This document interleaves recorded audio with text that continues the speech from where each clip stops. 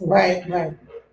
So the same way those men did that is the same thing that took place in modern diasporic Africa and here in America.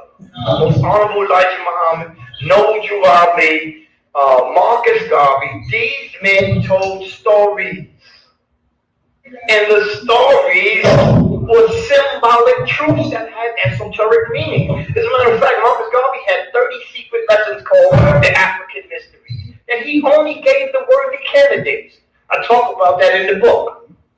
And in Most Honorable Elijah Muhammad, the Most Honorable Elijah Muhammad story is a modern reinterpretation of the ancient Nile Valley mystery system. And although it's couched, excuse my language, is couched in mostly the lesser mysteries, but it was powerful enough to remember your mind, to remember the pieces of a song, to bring you into wholeness, bring you back and re-Africanize you. And there are many great men and women who have risen through the ranks of the Nation of Islam during the time of the Most Honorable Elijah Muhammad, and they have re-Africanized their lives. Mm-hmm. You see, now I have my personal qualms about Farrakhan. I am not talking about what's going on today in the Nation of Islam. I'm not even going to speak on that. I just let other people figure that out themselves. Like I said, the Nation of Islam, Nation of God, you need a facelift because you don't know the complete story. Many of the scholars in the Nation of Islam don't know what I'm talking about. They have an idea, but they don't know. However, so this is what that book is about. And so the next book that is coming is Who Are the Gods? Because the Nation of Gods in Earth is a powerful movement.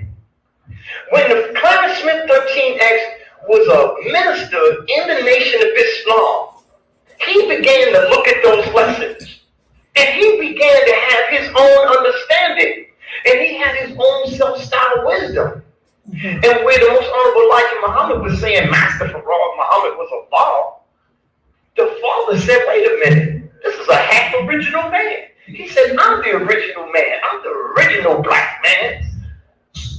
Right. I'm Allah. And so he said that he was Allah in the physical form. This kind of teaching is not being taught in Islam. It resembles nothing of Islam. As a matter of fact, in the religion of Islam, it's called shirk, to associate partnerships with Allah. So here's a man telling you that he is Allah. That's not Islam at all. And if you go to any Islamic country, you probably get murdered for saying some stuff like that. Yes, you are, yeah. So what are they talking about? So this is what we have to know. We have to know what are they really talking about. And so this is why I'm writing that book, because my purpose, here's the objective. I think it's a tragedy that all of this fighting about who's right, African Senate versus Nation of Islam. I was once a part of that. You know, I debated Dr. Wesley Muhammad, and I participated in part of that nonsense. And I'll be the first one to tell you that my conclusions were wrong. That's why I rewrote the book after a more thorough understanding. Because if you go back and see the video and watch the debate with me and Dr. Wesley Muhammad, I wasn't talking any of the stuff that I'm talking now. And I was trying to tear down something that I thought that I was correct about. I was incorrect. I was wrong. Okay. And I'm a man, so a man always corrects his mistakes. And so after a more forensic analysis of the subject matter, I came to the conclusion, I said, oh, wait a minute, the Most Honorable Elijah Muhammad was on point. Don't get caught up in the story again. The underlying theme of what he was trying to do. So this is a man that never finished his mission because he expired. The same thing with Clarence Smith 13X, the father of law. He got assassinated up there in Harlem. He got assassinated up in Martin Luther King projects. They call it Forest Projects over there on 115th Street and Lenox Avenue. It goes from Lenox to Fifth Avenue. He was assassinated. Wow, he was? So he never got a chance to finish his mission. But one thing that I do know that is a fact, the father used Did he tell, get assassinated by like his own people, or was somebody other people got?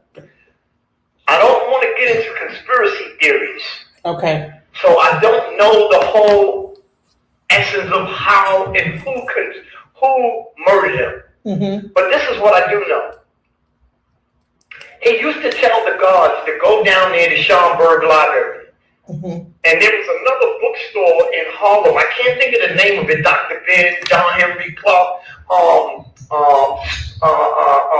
Professor James Smalls. As a matter of fact, Professor James Smalls knew the father. He hung out with the father. Mm. He said he knew him personally. And he used to tell the guards to go down there and to the lectures with Dr. Clark and Dr. Ben and go listen to them. And so he made mentions of Egypt many a times in some of the things that he talked about. So it is safe to postulate that the father knew more than what he was giving the nation of gods and earths. So did you, when you were in Nation of Gods and Earth, did you used to go down and actually listen to Dr. Ben growing up? Well, yeah. See, at that time, I wasn't around when the father was alive. Okay. So he was assassinated by the time I got knowledge of self. I got knowledge of self back in 1979. Okay. I was 13 years old at that time. But I think about after 5 years in the Nation of Gods and Earth, I was introduced to Black Men of the Nile and his family. Mm. That was the first African-centered book that I was introduced to. And when I read that book, it automatically started making sense to me. And when I was looking at the pictures of the gods, I said, wait a minute.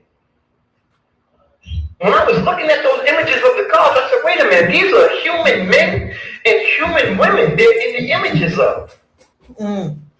And so immediately it resonated with me because we was teaching that the black man is God. Right. The only thing that was more shocking to me is that I was looking also at goddesses.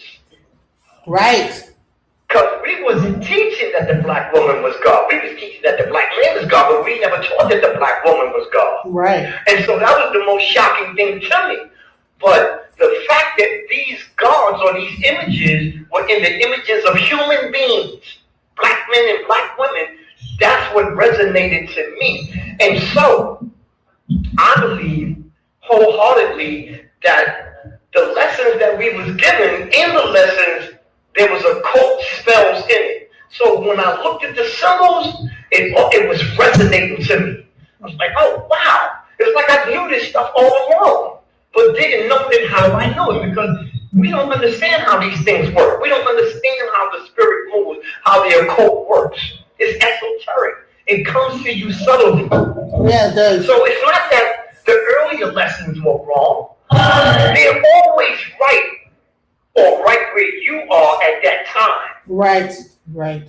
So as you grow, and you begin to see a different picture, you start to see this a different way. You say, oh, wait a minute. It wasn't that was wrong. It was right because that's where you were right at. Now you're right here now. You're here now.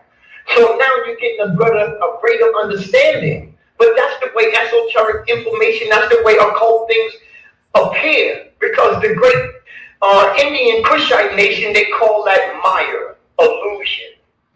This illusion.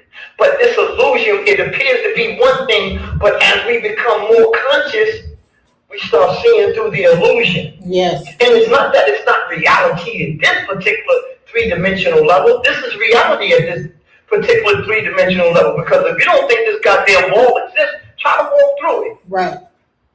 But once you get on a higher level, you're going to walk through that wall as if it didn't exist. Yeah, exactly.